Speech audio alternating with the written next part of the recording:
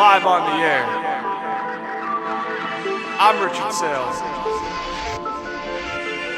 This is wild.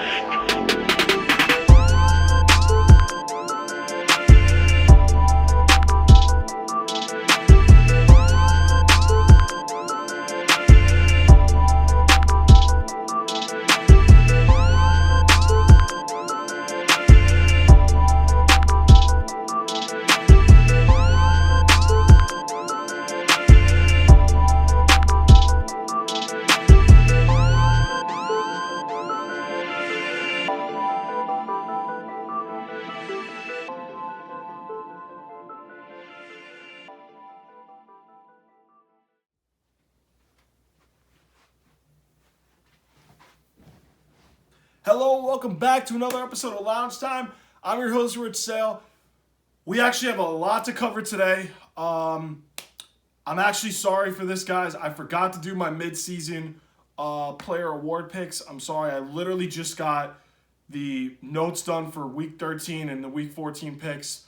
We will break news, though, right now. Jayden Daniels just won the Heisman, so we'll be mentioning him later for a certain team that we'll be talking about later today. I can't believe I'm actually doing this.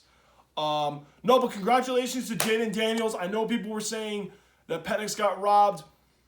It's tough to bet against a guy who had thrown for almost 4,000 yards, threw for 40 touchdowns, and ran for over 1,000 yards with 10 touchdowns.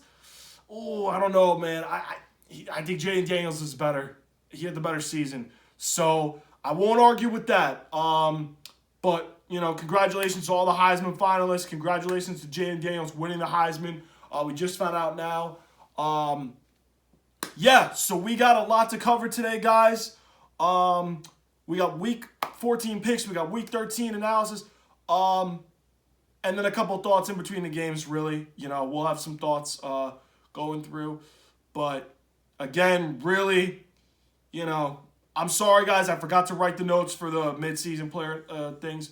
I will do it next week. I'm looking to do the show probably Thursday or Friday because I have something next week and I actually have to take care of.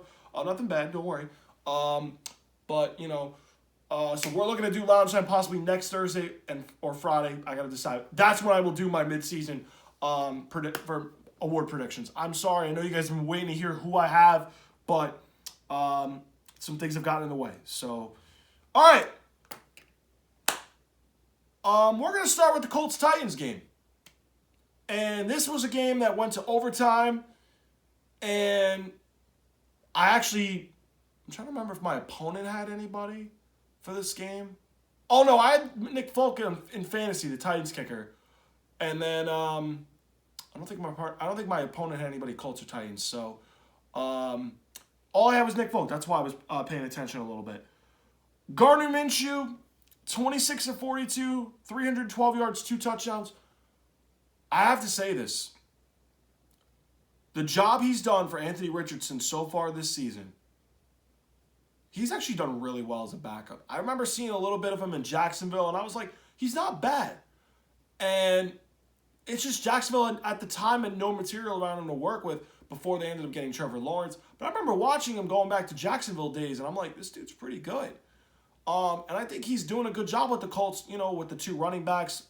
I know Jonathan Taylor didn't play, but when Jonathan Taylor plays, they have him, they have Zach Moss. They have okay receivers, Josh Downs, Michael Pittman Jr., Alec Pierce they still have. And then, like, you know, they don't have a bad receiving core. I would say it's definitely in the, like, bottom half of the league for sure. But, you know, I don't think they're a bad team. But what they've done is actually really impressive. How Minshew's playing, he's playing all right. But, you know, he's doing a good job holding them 7-5 on the season. Speaking of Zach Moss, 19 carries, 51 yards. Pittman Jr. had a monster game, 11 catches, 105 yards, and a touchdown. Alec Pierce, 3 catches, 100 yards, and a touchdown. Granson had 3 catches for 72 yards. The defense, though, they did end up holding the Titans really 28 points, which is not really great if you don't have an offense that could score. 2 fumble recoveries, 6 sacks. They did end the special teams had a clutch block punt for a touchdown. That ended up being a huge play in the game. The one missed opportunity was a fumble. 3 of 14 on third down. That's actually terrible. I mean, they really, honestly, this is one of those games I think in their minds, like, how the hell did they win this game? Because they did everything that was not great. 3 of 14 on third down, not great. 1 for 5 in the red zone. You're not going to win a lot of games going 1 for 5 in the red area. That ain't going to happen. It's rare. 2 turnovers. This was a very sloppy, ugly one on the road for the Colts, but they were able to win. And they're in the playoff hunt. I think they're, the last wild card spot or right up there. But they're playing really well. They got some good playoff caliber opponents coming up with the Bengals tomorrow, the Steelers next week. The Texans, I think, is the last game of the season. They got some really tough playoff teams coming up for them. I'm excited to see how they finish the end of the season because this is definitely one team that has surprised me going into the season. I really thought they would be all right this year. They've proven me wrong. Shane Steichen deserves a ton of credit for how well he's done with them. And the Colts at 7-5, they're going to be interesting to see how they finish the end of the year with some playoff caliber opponents. Which brings me to the Titans. Mayo Man, 16 of 33, 224 yards, a touchdown. He did all right. Derrick Henry, 21 carries, 102 yards, a touchdown. Typical. Tajay Spears, 16 carries, 75 yards. They're still running the ball with those 2 backs. DeAndre Hopkins, 5 catches, 75 yards, and a touchdown. Okonkwo, 3 catches, 62 yards. I didn't think they moved the ball that bad. I just feel like they weren't able to get stops on the other end. And they had some turnovers too that actually really helped. That actually really hurt them. Offensive line, 6 sacks allowed. Their offensive line's not really that good. I know they drafted Skoronski in the first round this year, but they have really struggled at times. I know they're just a pure run blocking team, but they really got to get somebody to help protect Will Levis and stuff. I just think that's been their problem. And, to help somebody outside of Hopkins on the receiving end. I know Okonkwo did well this game, but, D-Hop can't do it all by himself, clearly. Defense, 25 points allowed because we don't count the fake punt against them. 3 sacks, 2 fumble recoveries. They had 2 fumbles, and they had a block punt for a touchdown that hurt them. And when you do that, that limits your opportunities to win games. The block punt hurt them because that ended up being 6 points the other way, and you lost by 3 in overtime, so that counts as a big play and a big difference in the game. 6 of 17 on third down, not really that good, I'll be honest, because I think it's just under 40%. 9 penalties for 74 yards, 2 turnovers. They're 4-8. So, they're on their way to being eliminated from playoff contention. So, yeah, the Titans, they got to really, enjoy that top 10 pick and start kind of figuring out if they think Will Levis is the guy and what they could do to build around him. That defense, they lost Kevin Byard midseason to the Eagles. They got some holes on that roster to fill. But, yeah, they're in not great shape right now. Broncos-Texans. I actually watched this game. This ended up being a pretty good game, I would say. I mean, I wouldn't say great game. It ended up being a pretty good game, I'd say. Russell Wilson, 15 for 26, 186 yards, a touchdown passing, a rushing touchdown, 3 interceptions. He turned back into the average Russ, I see. Okay. That's a problem. 13 carries for 46 yards for Javonte Williams. They really didn't have a great running game going. Cortland Sutton, 2 catches, 7 yards and a touchdown. Their receivers got to start making some plays, man. I mean, I know Marvin Mims is their big play guy that they drafted in the 3rd or 4th round from Oklahoma. Somebody I wanted my Patriots to get. We didn't get him. Ask Bill why. I don't know why. 5, Jerry Jeudy, 3 catches for 51 yards. The fact they only got 2 catches and 3 catches, your top 2 receivers, that's not good. Defense, though, 22 is good. They just need an offense. And at times the Broncos have been good on offense, but not great. And unfortunately, if your offense can't be great usually when you hold teams to 22, that's not a good sign. 5 sacks they were able to get on C.J. Stroud. 0 takeaways, though. They got pressure, but they couldn't get a takeaway in us, But the interceptions ended up being huge no-nos. I mean, Russell Wilson, the one in the red zone, I know they had to have that, in the red zone, but those interceptions were turning points in that game. And especially late in the game, that's not a good sign. 0 for 11 on third down. 0 of 11 on third down. That is, terrible. I can't even say terrible. That is horrifically bad. You will not win a game if you can't convert on third down. You will not. Okay? And I know they almost won this game. But the fact they were 0 of 11 on third down and almost won, I don't know. This league is crazy. 1 for 3 in the red zone. 3 turnovers. The little things they're not doing right. Now, I know I picked them as a wild card preseason, but they've got some opponents coming up that are a little shaky. I know they play Vegas. I know they play the Chargers tomorrow. They play my Patriots. And they play, I don't know if it's the Chargers or the Raiders twice. They do play one of them at the end of the year. I think it's the Chargers twice because they already played the Raiders week 1. So the Chargers twice. They play the Raiders. They play New England. They have a favorable schedule. They just have to be able to beat these teams that are not really that great. And they can do it. They just got to be playing better complementary football, because if they don't play better complementary football, they will not be a playoff team. They're 6-6, and they're 1 game out. Hey, Pittsburgh's struggling. Cleveland's all right. The Texans are good. The Colts are fighting too. It's a fun 5 weeks to go in the season left, and I think it's going to be very, very interesting to see how this finishes, because a lot of teams are right in the mix still. Even the ones that are 1 out, you're still in it. C.J. Stroud. 16-27, 274 yards, a touchdown. I thought he threw the ball really, really well in this game. I mean, he threw it to defenders with open space. He made great reads. The only thing I didn't like was he couldn't get rid of the ball when pressure came at him. I think some of it was due to Denver doing a good job up front, getting pressure on him. Some of it was a little bit on him not throwing the ball when he had to. I know he was trying to extend a couple plays on a few of those, and unfortunately he just could not throw the ball away when he had to. So it's kind of hand in hand. But I thought overall he played pretty well. I watched some of the throws he made, and I was like, wow. I'm impressed. But he's definitely been someone, I enjoyed watching him this past weekend. He was really impressive. Dameon Pierce, 15 carries, 41 yards, and a touchdown. Their running game is going to be a little bit of a struggle. Nico Collins, he's going to have a bigger role now with Tank Dell being out for the season. 9 catches, 191 yards, and a touchdown.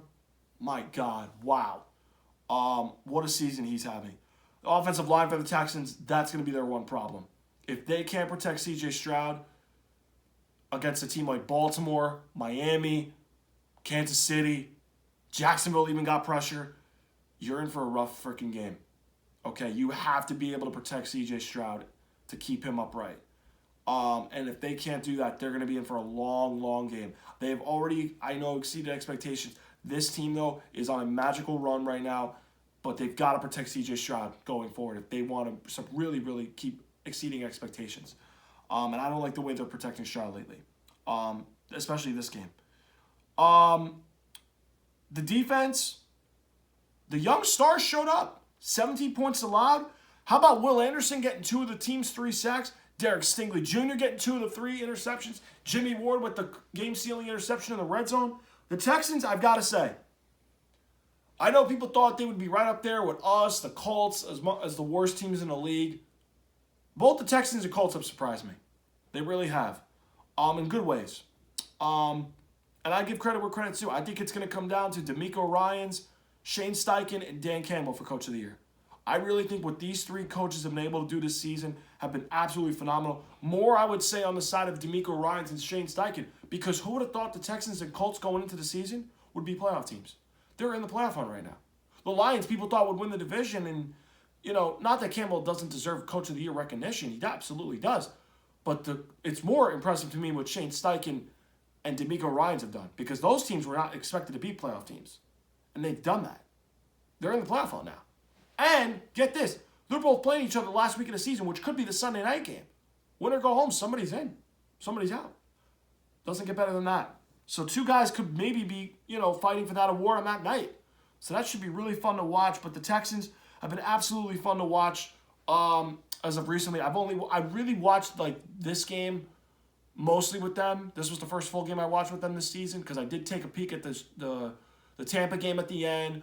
Jacksonville, I was doing something that Sunday, so I couldn't see that 1 o'clock game. I wanted to see it so bad, but I couldn't. I had something else to do. But they've really, really impressed me. They really have.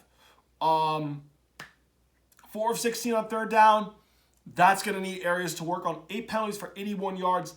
That's going to be another area they're going to have to clean up on. Because they will not win if they can't clean up the third downs. They can't clean up the penalties. That's another area to work on. But there's 5 weeks left. I know there's some ticky-tack calls that the officials have not done well on. I know they've taken a lot of heat this year. But you've got to learn to be disciplined. You've got to learn to be playing smart football in December and January. Because now it's crunch time. Detroit and New Orleans. I started Jared Goff No, I did, because Justin Fields was on bye. I'm sorry. Yes. Jared Goff, I did start in fantasy. As soon as I seen 21-0, I was getting excited. I'm like, oh, yes. Goff's going to go off. I'm going to be good. Everything's going to be all good. And he kind of cools down.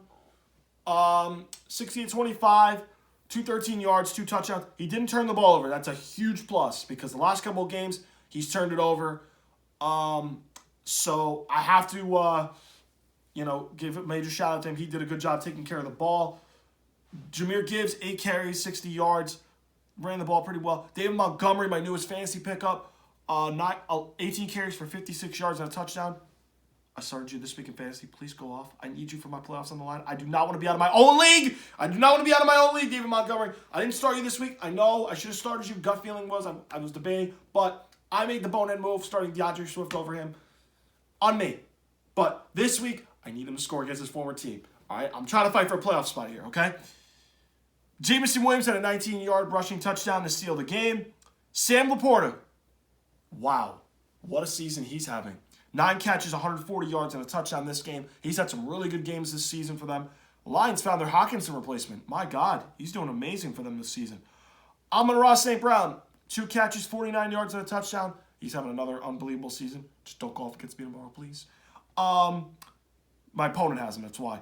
Defense, 28 points allowed, fumble recovery, 2 sacks, and INT. They worry me still. And I know they're giving up a lot, but this is the Saints. You were up 21-0. The fact you almost lost to them with Derek Carr, Jameis Winston is concerning. On the road. And you go to Chicago tomorrow. I'm a little concerned. I'm a little concerned with this defense because they're not playing good football right now. And I think that this team is going to need to really start stepping up on defense because their schedule is not getting favorable. Look at Green Bay. They're rolling. Dallas, they play soon in a couple weeks. Minnesota, I know, is all right, okay? But the Lions need to really start clamping. Denver, they play soon. They need to start clamping up because they're going to be in major trouble if they can't stop anybody because if you can't stop anybody in the playoffs, you're out. Because if you're playing, a Niners, an Eagles, a Dallas, you're not winning if you can't stop them. You're not winning. And the wild cards, I just mentioned Green Bay's playing great ball right now. Seattle's got a tough cold stretch they got on right now. The Vikings look shaky. You're going to play Minnesota, okay? The Rams are still fighting, okay? They're going to need to play much better against those teams because if you can't clamp up those teams, that's concerning. And they lost Seattle early in the year. That's a key loss too because if they could match up in the playoffs, we got to remember this, folks. 6 of 13 on third down. That's pretty good. They're just slightly under 50%. 3 of 5 in the red zone. Not bad. 6 penalties. Again, that's small things they could clean up, but they are really, really looking shaky these last couple months. Really, this last month has been shaky for them. I'm a little concerned with this defense going forward. I might be so concerned. I might surprise some people with a pick coming up. Okay? Derek Carr. Guys, we got to just call it what it is. He's a turnover machine. He's a very talented guy, strong arm, some mobility. great guy, but he's not it. He's a turnover machine, makes a lot of really, really like questionable throws where you go, what the fuck are you doing? And I liked him in Vegas. I did. But when you really boil his career down, he's just all right. He's a turnover machine waiting to happen. And that's why I never really bought into him as like the guy, as one of like the top 10 guys, like, because you have to elevate your team, not bury him in a hole by taking a bunch of chances. He's got to take care of the ball better, and he's not doing that. And I know the Saints have, Olave and Kamara and Michael Thomas and some like okay pieces, but you've got to protect the ball better. I mean, you were brought in to win this division, and you're one game back of Atlanta right now, and you're not doing well. So they've got to protect. He's got to do a better job and stop forcing throws and taking care of the ball. And that's what he doesn't do that because that's what he did in the Raider days. Kamara, 14 carries, 51 yards, 2 touchdowns, 6 catches for 58 yards. This dude really had to go off against me. Guys, I swear to God, I got to tell you this story. I had him last year on my fantasy team. He had a couple good games for me. Okay, he had a couple good games for me. Every time I go against this dude, I don't know what it is. He just fucking goes off. I remember one year, 5 years ago, opening game of the season, right? He puts up like freaking, I don't know if it was 30 points. He put up like 20 points on me easily. I don't know if it was 30 or 40. He fucking went off against me. And it was when Tampa freaking upset him in New Orleans. I was like, what the hell, man? He always goes off against me. He went off against me this past Sunday, man. I'm like, you gotta be fucking kidding me. And you guys know what I'm talking about because you always have that one player that always goes off. And a couple of people know DJ Moore's done it to him. Yeah. So that's an easy, relatable one. Basically, this dude always goes off against me. I don't know what it is. Can't figure it out. Okay? Taysom Hill, 13 carries, 59 yards and a touchdown. I mean, they just like to show him off, I feel like. Chris Olave, 5 catches, 119 yards. Jimmy Graham, old washed up, had a touchdown. Defense, they have really... this was a bad game on their part. 33 points allowed, a sack. They didn't get any takeaways. INT, fumble, turnover on downs. They could not keep drives alive in this game, and they were one drive away from maybe pulling off a shocking upset at home. But I said I would have took the 4.5. Obviously, I lost because it was, whatever. And one of my family friends actually asked me, he's like, "What do you think of the Lions today?" I said I'm a little worried with the defense, but I said on the show last week I would take the 4.5. I didn't cover, but I just got really worried because I don't like the way their defense is playing. And this game did show that, but they couldn't cover. I'm not mad because I said, that would be one surprise I had. But again, 6 of 12 on third down. That's great. 6 penalties, 2 turnovers. They got to clean that up. You're one game back in the division. It's a crapshoot, but garbage division. They're still in it right now, but again, this boils down to my biggest point. Dennis Allen is just not a head coach. He's just not a head coach. He isn't. He's more of a coordinator. So that's simple, man. Okay? That's just that. So he's just not a head coach. He's a coordinator. He can call defense, not a head coach. No way. Oh, we get to a fun game. Oh, cheap bandwagons. I waited all week for this.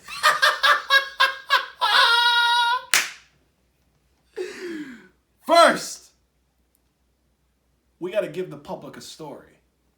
Okay? So, guys, let me tell you something. So, you guys remember the NFL nerd Adam Shine that we made fun of last year for how wrong his Patriot predictions were? You guys remember him? We're not showing a video today. So, early in the season, I like to hear his, preseason takes to see how wrong he is going into the season. And one thing came across where I actually agreed with him on this one. But not that particular statement I didn't agree with. Because I had to see something this year with Jordan Love. But basically, to paraphrase what he said Jordan Love can't play football. There's a tweet about that. Go look it up. And he basically was going off about how reports were saying Green Bay he wasn't looking good in training camp. And he said Jordan Love can't play football. I was one of those people that said last week on this very show that said, I don't think Jordan Love is that good at all.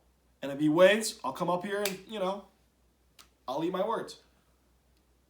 And I got to give him credit. He played well in this game against a really good defense at home. He's been playing really good ball, taking care of it, not forcing anything. He's doing a really good job protecting the ball and giving his playmakers and guys an opportunity to win their matchups and putting it right where it needs to be. So I got to give Jordan Love major credit, okay? He did prove me wrong this week. So I got to give him that. I was not the biggest Jordan Love fan during the season. I said I did not think he was an NFL franchise guy. But I'm going to give him today. He did a really good job against the Chiefs. But, again, I still have some questions, right? But on this day, I'm not going to, hate on him. But really, going back to the story, so Adam Shine, in an earlier tweet this year, said that Jordan Love can't play football, right? Now, I'm watching the Packer game. I'm texting a family friend. And I'm trying to find the tweet because Jordan Love's playing good. And I reply at Adam Shine. Go look at the tweet, too. At Loungetime Pod, by the way. So I reply at Adam Shine. Remember when you said Jordan Love can't play football? Now, I don't know if he replied to me. Somebody can go look it up for me. I doubt he did, honestly. But the funny part is, the next day I go to look to see what he says, and the next thing you know, it says you've been blocked. I'm like, no fucking way he blocked me. Dead ass, I'm dead serious. He blocked me, okay? He blocked me on Twitter. And all I said was, remember when you said Jordan Love can't play football? That's all I said. Is that the worst thing in the world, America? Hell no. There's been a lot worse shit, bro, that you could get blocked for. That's not even close to that bad. And he blocks me.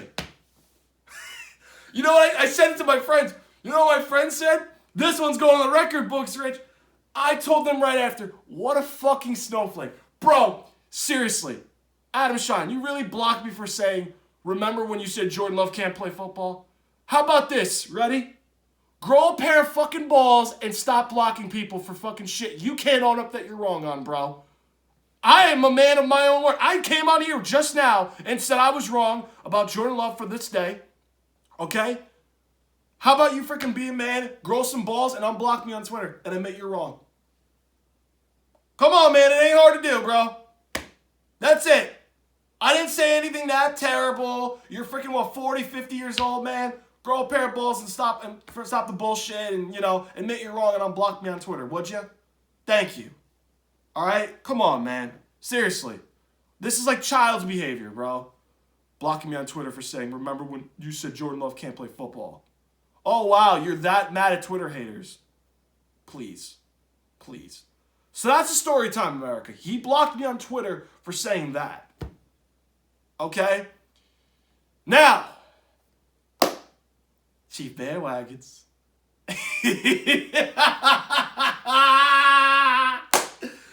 So, you guys have lost 2 of 3. Okay. What's the excuse now? The receivers? I thought you guys told me Mahomes was next up. I thought you guys told me Mahomes was all this, bro. He could make the same thing. These average receivers, he could do it like Tom did. Oh, really? Oh, really? Can he? I can't tell. I can't tell.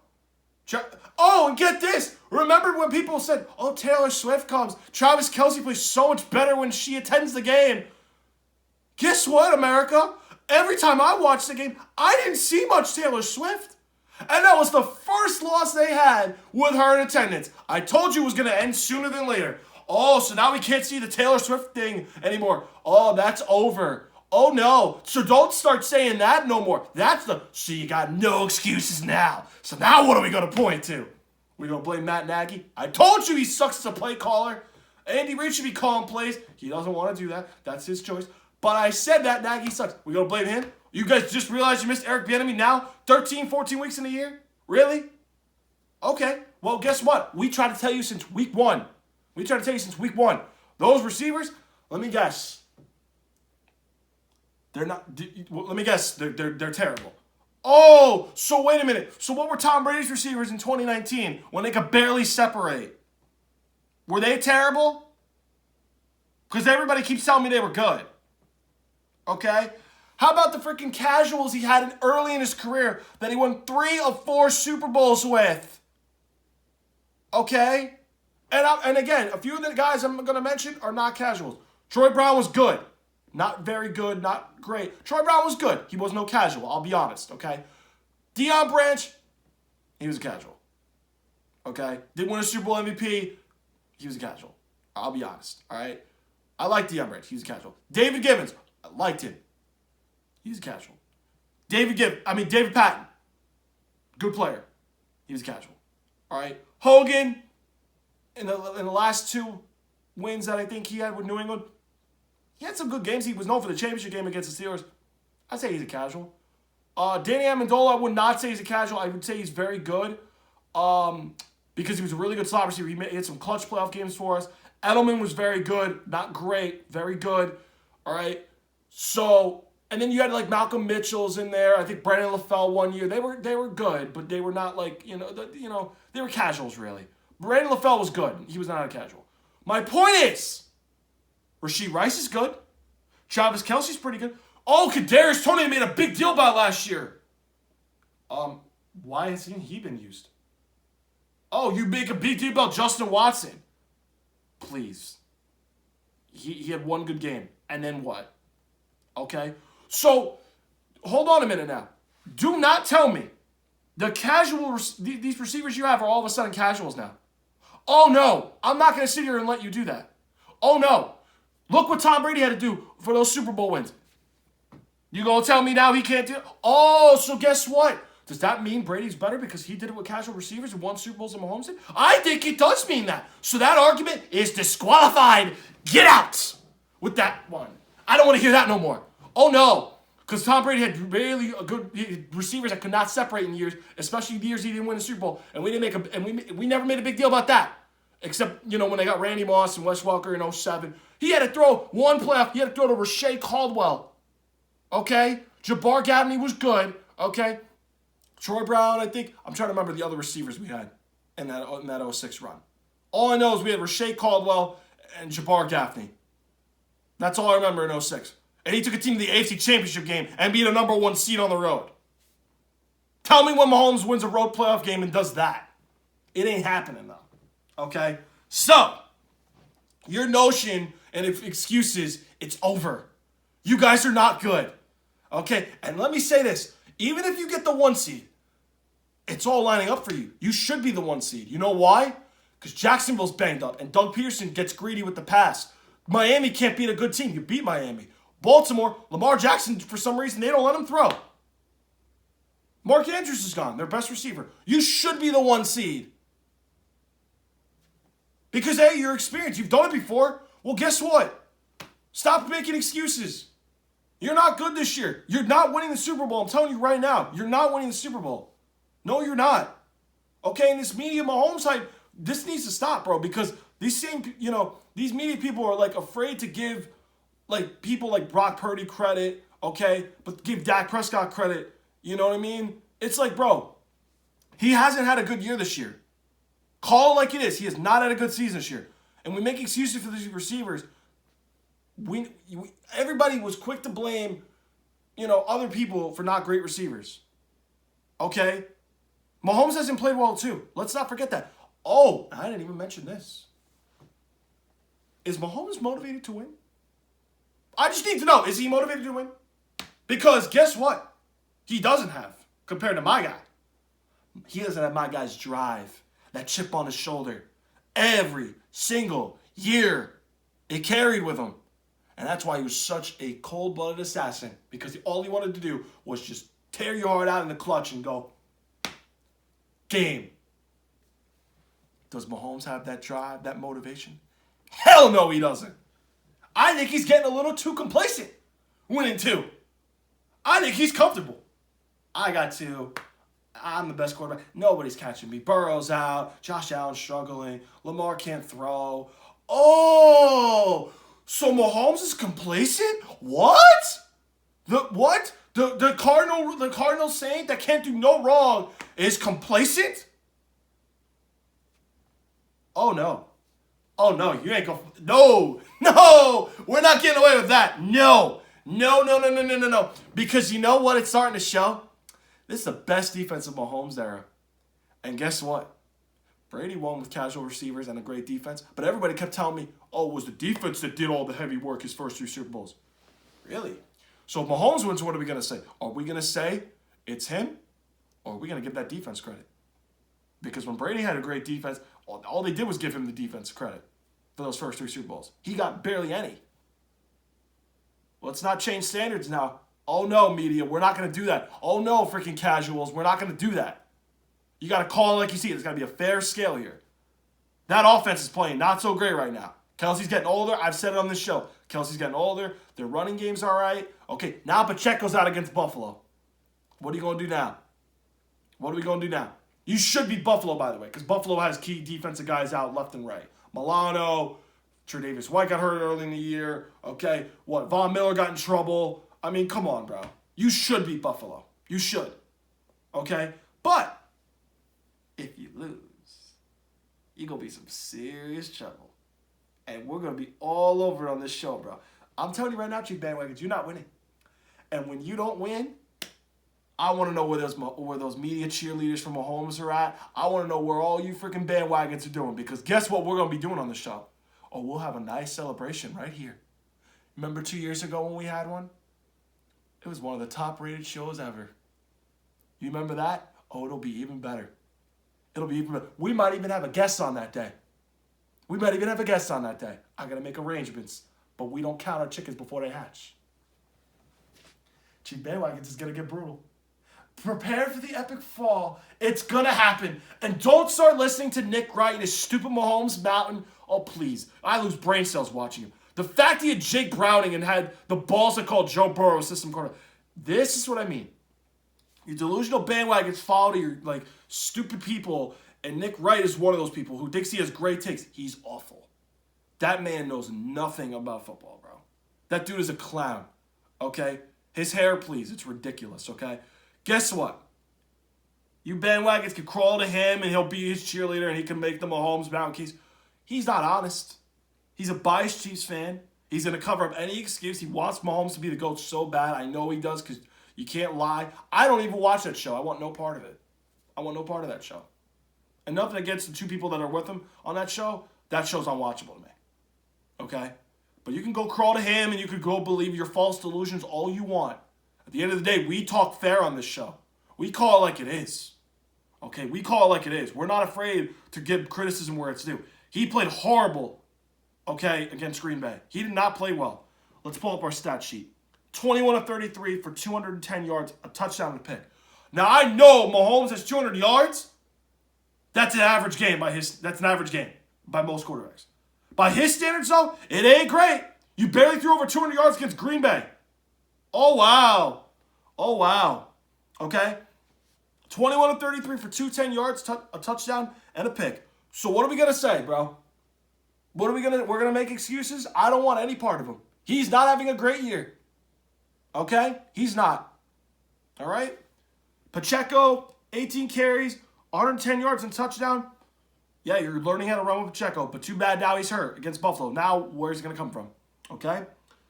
Travis Kelce, 4 catches, 81 yards, no touchdowns.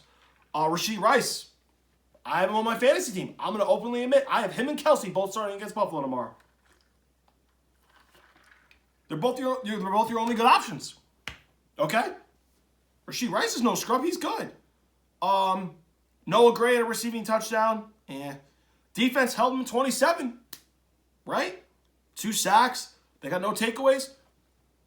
You used to hold teams to 27, yet your offense could score 30. Oh, what? Andy Reid's no genius no more? No, he is. They just don't have the team this year. They're not that good. That's it. You bandwagon think you're going to be all this every year. You're not that good, bro. You're not that good. Okay? INT, turnover on downs. Oh, and get this. I got to point this out. Did anybody hear Chris Collinsworth cheering for the Chiefs at the end of the game? Did anybody hear it in the booth? I did.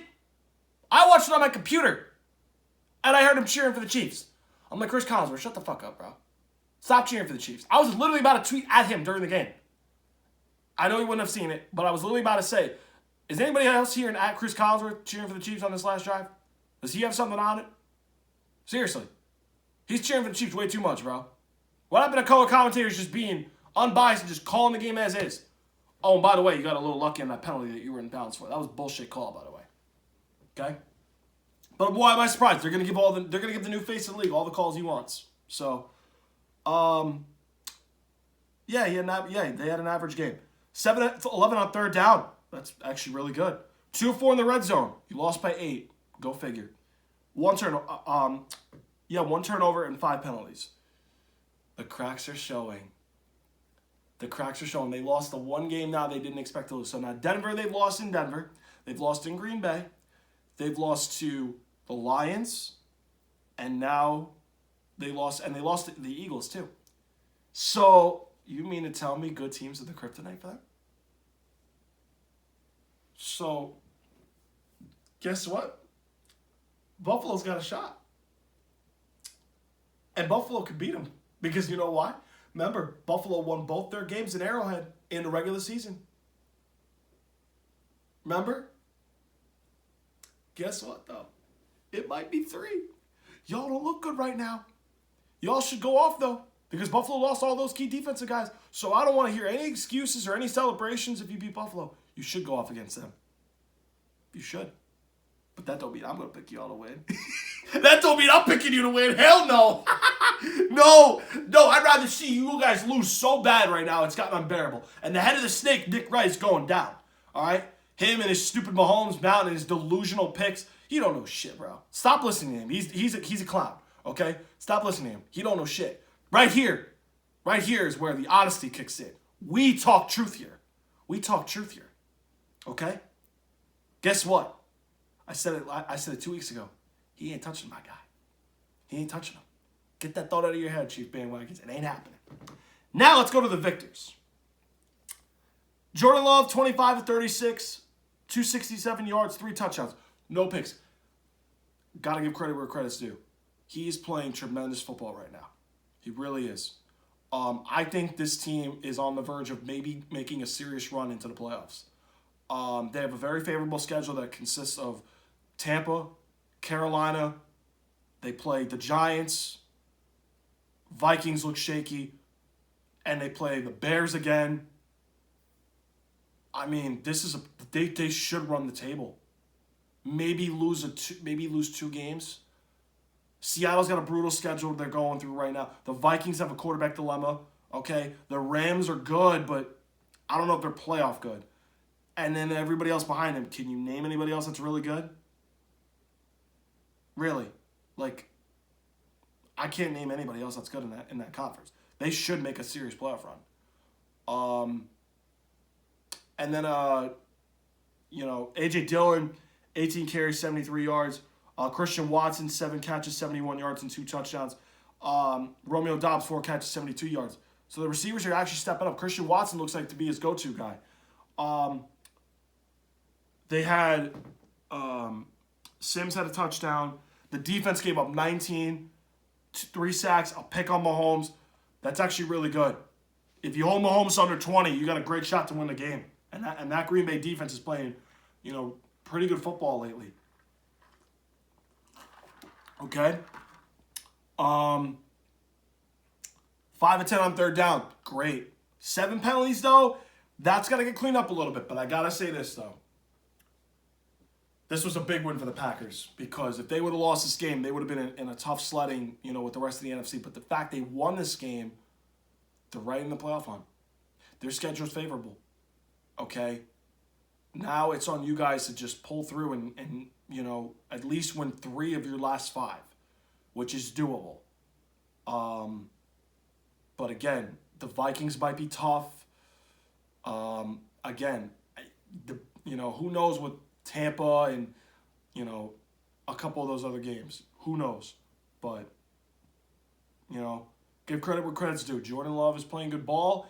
If he can keep this up, they could be a really tough, serious team you don't want to play in the playoffs. That's why I'm worried for the Lions, because if Green Bay runs the table, they could be the 6th seed. And trust me, you don't want them in the playoffs, especially if they beat you in your building Thanksgiving Day. That's alarming. Bengals-Jaguars. Hold on, I need a Christmas cookie first.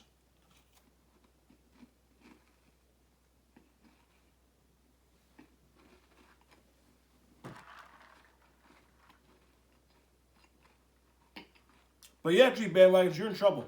I love it. I love it when they lose. I absolutely love it when they lose. I really do. Trust me, America, when they lose, it's going to be a great parade. Y'all need to tune into that. Okay?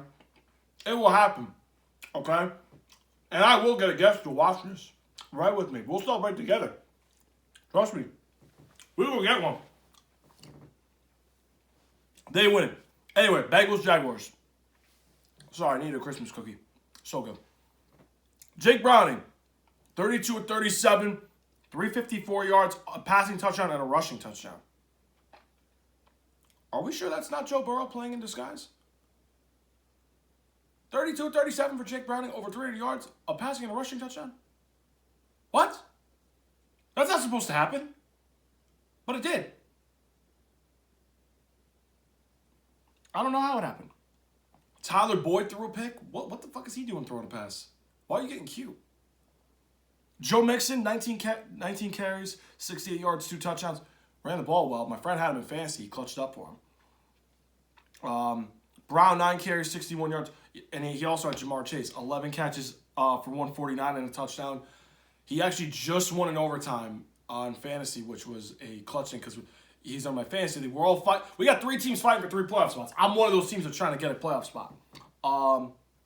But defense gave up 31 points allowed. Gave up 4 sacks. Oh no, they got 4 sacks. Sorry, 0 takeaways though. They were a little sloppy early in this game. Turnover on downs. Missed field goal early. They had an interception late. If they would have got one of those turnovers, like if they were able to get one of those possessions back where they weren't able to turn it over, this game would have been over in regulation. But they ended up winning in overtime. And it's a big win for them because they're trying to keep their playoff hopes alive. 8 of 14 on third down, 6 penalties, a turnover. Impressive win on the road, but the odds of happening again, I don't know about that. I think Jake Browning had a shining moment. Yes, he took advantage of it, but I don't see that happening again. Oh, and the idiot Nick Wright. Joe Burrow's not a system quarterback, buddy. Trust me. This team would not go further than they would probably just get to the first round and lose. They won't even make the playoffs. I'll tell you that right now. So the fact that Nick Wright has the balls to say Joe Burrow's a system quarterback, idiot. He don't know what he's talking about. That dude's a clown, bro. All right? I can't believe I heard him say that freaking Tuesday when I was, eating dinner. It's like, what? Idiot. That's why I tell you, America, don't listen to people like him. Listen to this guy right here. I'll tell you the truth. Trevor Lawrence. 22 of 29, 258 yards, a rushing touchdown, 2 passing touchdowns. Now, he did get hurt in this game. He was playing pretty well up until the injury. He avoided a really serious ankle injury because when I saw it live, I'm like, uh-oh. That's not good. And when he got help to the locker room, I was like, oh, man, that's bad. And then I see him come out in a press conference 2 days later in flip-flops, I think. I'm like, all right, he's going to try to play for this. I'm like, okay. So, but he's questionable. I think he's a game-time call officially. I hope he plays because I think he's really good. I think he's getting better slowly. And I talked about it last week on my show, I think, or 2 weeks ago. We're so hell-bent on, instant success or as my dad calls it, instant gratification. Actually, I heard him say it yesterday. I call it instant coffee, the Robert Saile reference, but we're so like waiting for like instant success. That's my term, actually. He's playing really good right now, okay? And he's in his third year. I think he's going to get better. But what scares me is I think Doug Peterson gets a little too pass happy. And that's what happened in Philadelphia with Carson Wentz a little bit. He kept getting pass happy in the Super Bowl. Since that moment, I think he's been happy with the passing game. He's just been a pass addict. And he's kind of faded away from his running game. They were running really well at ETN. I don't know why he didn't run them more. But I think Dougie P's just got to, run the ball better. You had that balance. That's why you won the Super Bowl that year with the Eagles. You have to run the ball, and then you could throw when you need to. You have all the pieces for him. Just don't get too pass happy. That's what's happening with Jacksonville. I think that's what's going on with Doug Peterson. ETN, 11 carries, 45 yards, and a touchdown. Guys, I lost by 5.2 in fantasy. I needed literally 5.3 to win. And they fucking give the ball to C.J. Beathard. C.J. Beathard, you give the ball to. Are you kidding me, Doug Peterson? Really? In overtime, you don't even try to run with ETN? He's your best player. What the fuck you putting the ball in C.J. Beathard's hands for? Are you kidding me? I just think his decisions are not great. I just cannot trust him. Evan Ingram, 9 catches, 82 yards and a touchdown. He had a really nice game. Zay Jones, 5 catches, 78 yards. Washington, 6 catches, 61 yards and a touchdown. Oh, and I forgot to mention, Christian Kirk is out. I believe it's 8 weeks. So if the Jaguars were to make a potential Super Bowl run, he could make it back. But that's a crushing loss for Jacksonville. One of their key receivers being out. That's a big blow to their injury, to their wide receiver room. I know Calvin Ridley's going to definitely get a lot more attention now, but that number 2 spot, they're going to need somebody to step up for them. But big loss losing Christian Kirk. Hopefully he comes back for them earlier. Offensive line, 4 sacks allowed. That is not good at all. Defense, 34 points allowed. They played awful. I know I said early in the season they played really well, but this was a game, you let Jake Browning look like Joe Burrow out there. You can't have that happen. Inexcusable. The Jaguars defense played terrible. 2 sacks, a pick. The missed field goal hurt them a lot. And I think that was on overtime, if I'm not mistaken. And in a weird way, I think that missed field goal ended up being good because I had ETN. I was hoping to get the ball back, but the Jaguars defense, I see, could not make a stop, so I didn't feel good about that. And then, obviously, they went 6-15 on third down. That's pretty good. 7 penalties. That needs to get cleaned up. The Jags, it's like the Lions. They've got talent offensively. They just got to protect Trevor better. And that defense needs to play better because if you play somebody like Miami in the second round, you're going to need to cover those guys. If you play somebody like Baltimore, you're going to need somebody to protect Trevor Lawrence. Okay?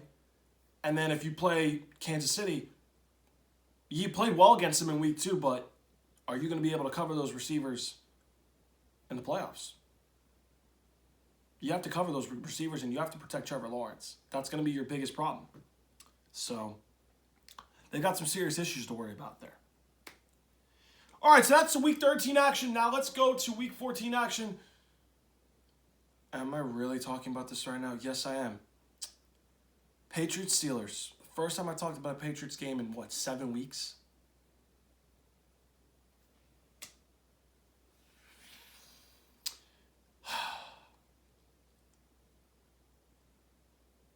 I didn't watch this game. I wanted no part. I'd rather watch the in-season tournament than watch that game. And my dad's like, oh, you're not a real fan for not sucking up through your team. I watched the 1-15 team. I asked him, how many games did that 1-15 team did you watch? Wired satellite. That's not answering the question. You're not saying how many games you know now. Look, America, I knew 5 games in we suck. I knew 5 games in we would suck. You think I'm going to stomach watching 10, and 6 points? And you think I'm going to stomach 3 games of watching that shit? Hell no. I'm doing my job trying to get you guys content about good teams that we need to talk about on this show. And that's what I'm doing.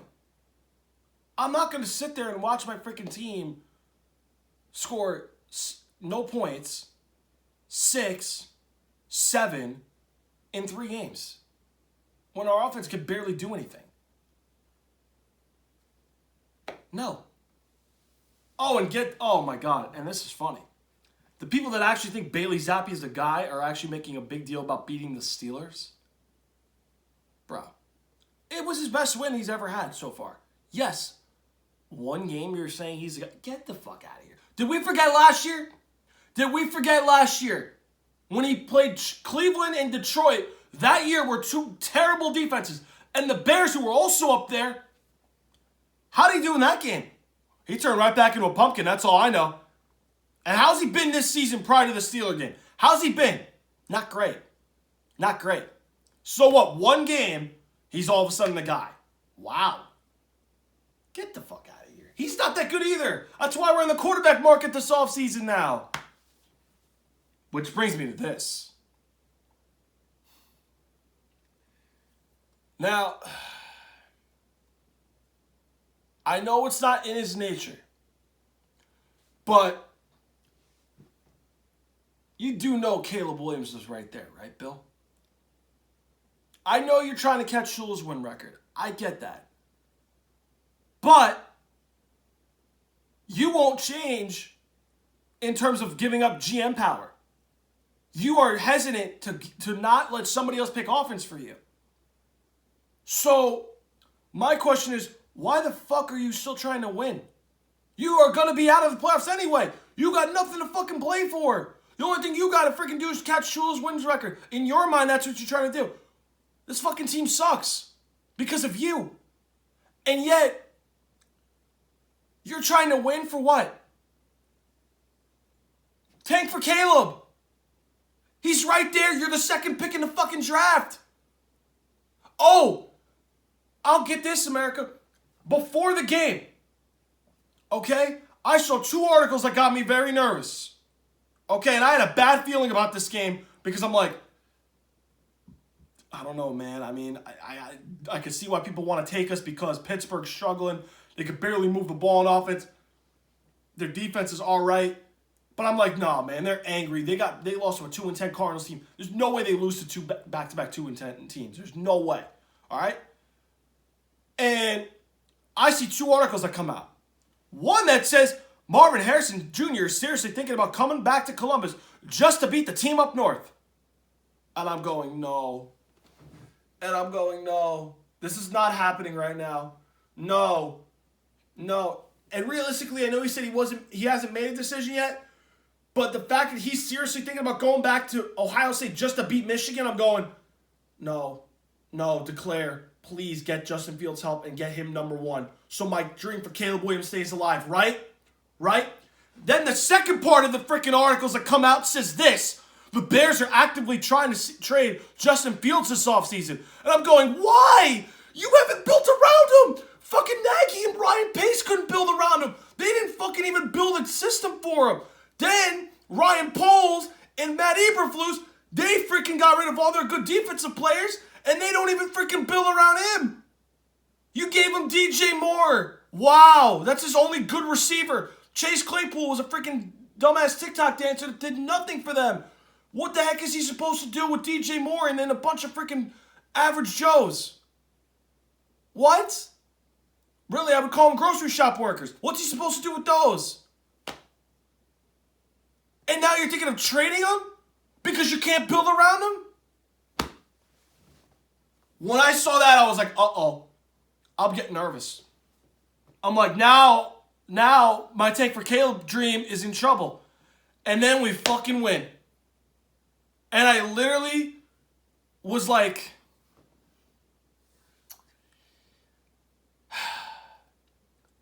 I'm like, of course Bill has to get in the way and ruin it. His stubborn pride, his arrogance, his ego.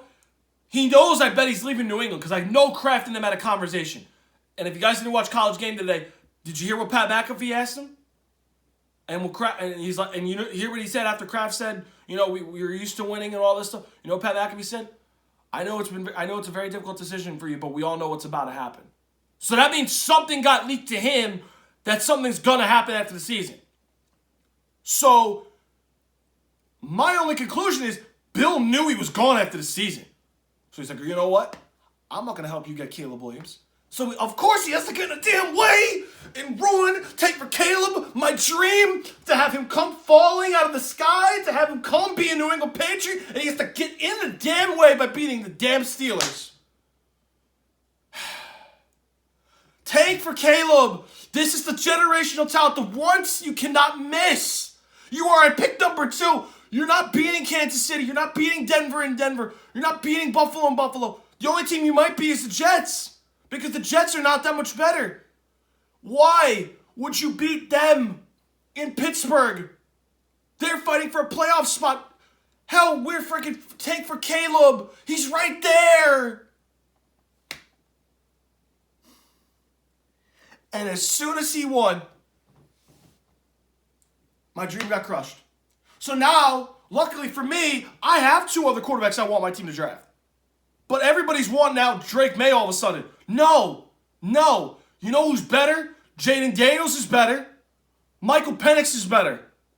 I don't think Drake May's got it as far as, like, intangibles and, like, the heart and, like, I just don't think he's as good as those other 2 guys are at the big stage. Drake May hasn't beaten good teams compared to Penix and compared to Jaden Daniels. He hasn't. No. And now Tank for Caleb's gone. And I got somebody watching this show. My aunt was happy that we won. I said to her, you do know we lost Tank for Caleb because of this, right? Do you know why I'm not happy? And I have to explain it in a nice way because she doesn't know that Tank for Caleb was really what I want instead of winning games. And it took her a couple minutes to realize, but I'm like, you do know we're trying to take for Caleb, but now that dream's gone, right? And then I hear these articles before the game. I'm like, yep, it's over. Because Bill Belichick had to get in the damn way. Fuck. Of course he ruins Tank for Caleb. Of course he does. Pain, America. Pain. We can't have, we can't get him. We can't get him. And I'm out here feeling good, man, because I'm telling all my friends, it's going to happen. It's going to happen. 2 top 4 picks, because Washington's in the top 4. They want Belichick, $100 million in cap space. Okay, we're going to get receivers for him. He's going to want to come to us. And then all this happens Thursday, and I'm going, no. And one of my friends taunts me, and he's like, yeah, you can keep Belichick at bay. I don't want him coming to my team. Oh, he's coming to Washington. That's going to happen. He's coming to Washington. Don't worry. I'll bring him on here. I'll bring Vinny on here. He wants to come on so bad. I'll bring him on here. It's going to happen. I'll tell him right to his face. It's happening. Be ready to give us that top 4 pick, Commanders. It's going to happen. But the tank for Caleb ain't going to happen. But we're going to be, our offensive rebuild, it might be nice if we could get all those things. But, unfortunately, tank for Caleb did not happen because Bill got in the way, as he usually does. Bailey Zappi, 19 to 28, 240 yards, 3 touchdowns, a pick. Like I said, it's his best win to date, but he's not the guy. Stop. Zeke Elliott, 22 carries, 68 yards, 7 catches, 72 yards, and a touchdown. And I told you he has a couple good games, but he's not that good anymore. He had one good game that'll throw here and there, but Ramondre was the reason why he's the number 1 back. All right, he got hurt. Zeke did a good job filling in, but he's no future, please. Juju, 4 catches, 90 yards against his former team. He went off against them? Really? What? Hunter Henry, the birthday boy, 3 catches, 40 yards, 2 touchdowns. Man, he looked like Gronk out there, bro. What the hell? Defense gave up 18 points, 2 sacks, a pick. They played really well. The 1 interception was bad. 4-13 on 3rd down, not great. 7 penalties. Bill, why did you have to fucking get in the way of Tank for Caleb? Why? Now we're not going to get him. Which brings me to the Steelers. Mitch Trubisky, 22 of 35, 190 yards, a touchdown, a pick. You are going to probably be out of the league very soon. Because as a backup, if you can't, and I knew once he said he was going to be aggressive, I was like, that's a dangerous game to play against a Bill Belichick defense. I said, now I really see the line starting to point as an upset. Well, go figure. He had a rushing touchdown. Deontay, 3 catches, 57 yards, and a touchdown. They had no running game. Defense gave up 21, 2 sacks, an INT. 3 missed opportunities, an interception early, a turnover on downs. 3 of 14 on third down is awful. 1 for 3 on fourth down, a turnover. The Steelers are the first team to lose to 2-10 teams in back-to-back weeks. They got to wake the hell up, bro. I mean, this is embarrassing on all levels. Everybody blamed Matt Canada for being the problem. Well, now what's the problem? Because your offense is just as bad. Now, I know that I've had him on the show last year. I'm bringing him back this year. My friend Joey, we've had a conversation about 2 weeks ago, I want to say, maybe 3, after the Browns game. And I told him, I said, you got to give Kenny Pickett a little time. He's done with him already. And he's already starting to blame Mike Tomlin. Now, my thing with that is, this is really Tomlin's first couple years learning how to win without Big Ben. I thought the beginning of the season, their schedule was tough. They did end season pretty good. This season, they started out pretty good, but they're not looking good going into this back half of the season. This is very concerning. So, my thing is this. I'm not going to say that Tomlin should be gone. I don't even think that's remotely close to what should happen. What I do think he's got to do is he's got to get somebody to be in Kenny Pickett's ear and help him out, bro. Clearly, Matt Canada was a mistake. He was. But they got to get somebody in there that knows how to call an offense and be able to put Kenny Pickett in better situations. And they got to use George Pickens better. He's open some of those times, and they're not giving him one-on-ones. Deontay Johnson is, they're giving him the ball. Sometimes he goes quiet. This team is talent. They just don't know what they're doing and how to use them right. Okay? Now, again, I'm not saying Tomlin doesn't deserve heat, but he does not deserve to be let go. And Steelers fans trying to get rid of him. You do understand he's like Belichick, right? They would take Mike Tomlin in a heartbeat. So, be careful right now. I know I'm saying get rid of Bill, but I at least have a case. Because guess what? When he was in Cleveland, he didn't win without Brady. 2000, before he won without Brady, he was about to get fired. And then these last 4 years, he hasn't done much either. Mike Tomlin, this is year 2 without Big Ben. So let's not do this right now for Mike Tomlin. The only reason the Steelers are winning anyway, let's be honest, is their defense and coaching.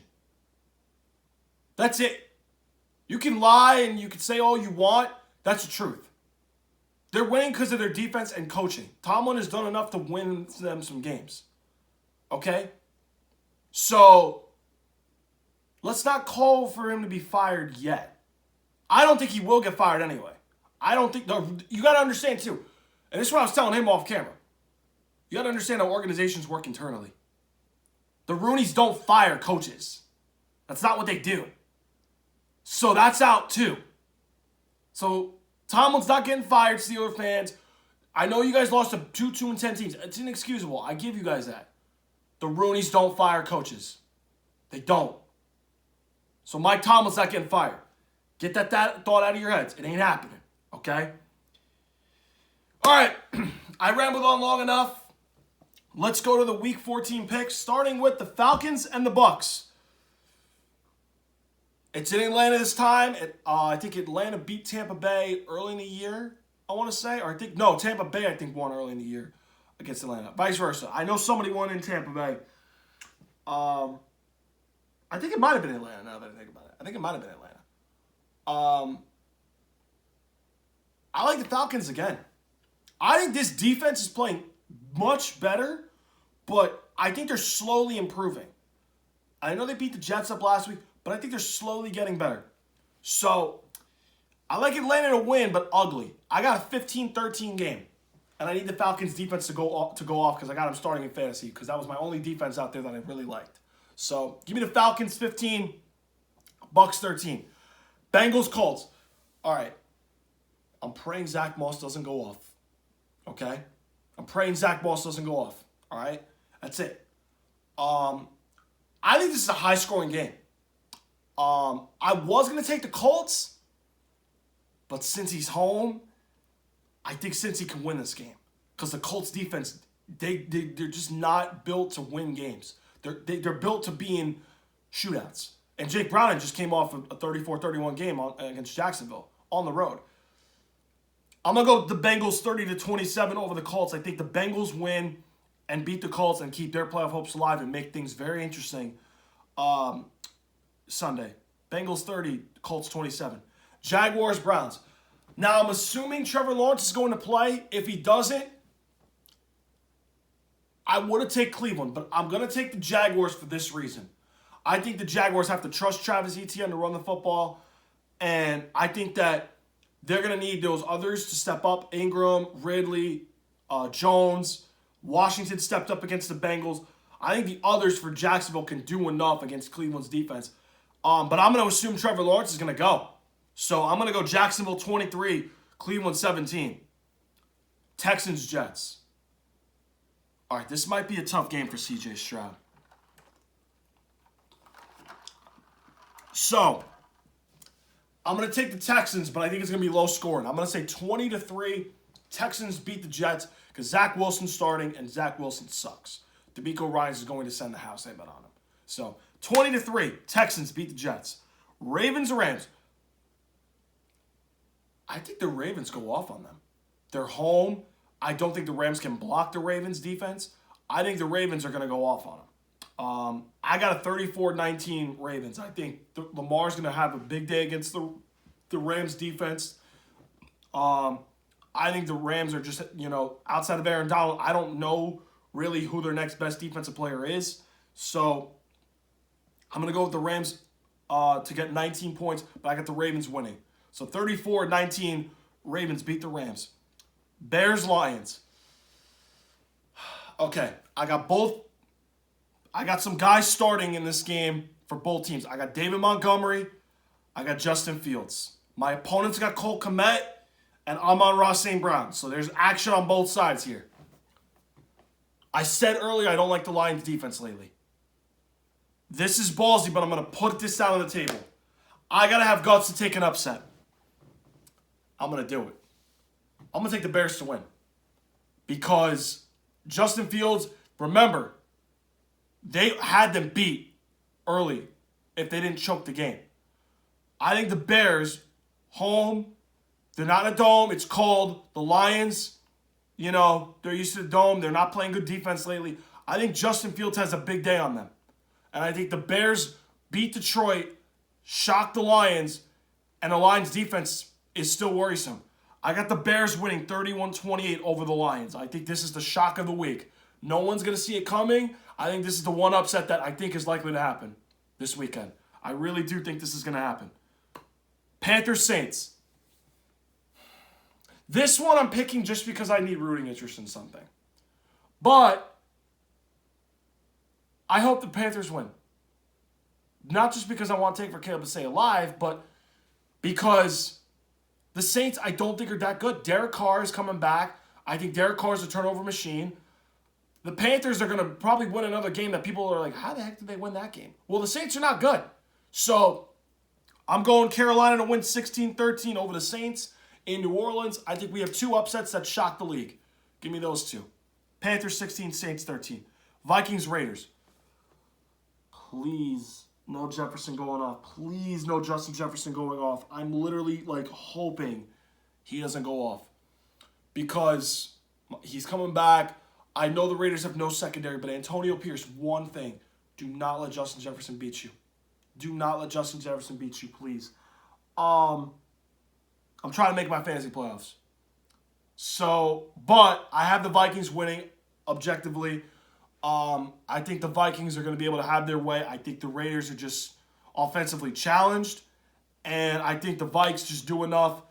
And I'm going to go with the Vikings to win 23-20 over Las Vegas. I think Brian Flores' defense will play much better, get the pressure on Aiden O'Connell, get some stops, and that's going to be the difference in the ballgame.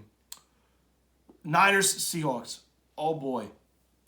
So, Geno Smith, game time decision. He might not play, and the Niners are playing their best ball. Oh, man. After putting 42 up on Philly in Philly, it's a big win. But I think this team right now is by far and away the best team in football. And I told my uncle, I sent him footage of him picking Seattle early in the year to win the division. He's like, yep, you got me. Yeah, we're not playing it.